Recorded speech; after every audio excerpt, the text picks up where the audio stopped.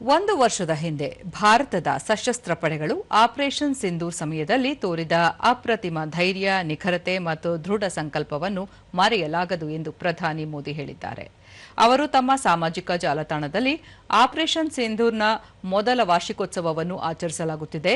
ಪಹಲ್ಗಾಮ್ನಲ್ಲಿ ಮುಗ್ಧ ಭಾರತೀಯರ ಮೇಲೆ ದಾಳಿ ಮಾಡಲು ಧೈರ್ಯ ಮಾಡಿದವರಿಗೆ ಸಶಸ್ತ್ರ ಪಡೆಗಳು ತಕ್ಕ ಪಾಠವನ್ನು ಕಲಿಸಿವೆ. ಅದಕ್ಕಾಗಿ ಇಡೀ ರಾಷ್ಟ್ರ ಭಾರತದ ಪಡೆಗಳ ಶೌರ್ಯಕ್ಕೆ ವಂದಿಸುತ್ತದೆ ಎಂದು ತಿಳಿಸಿದ್ದಾರೆ.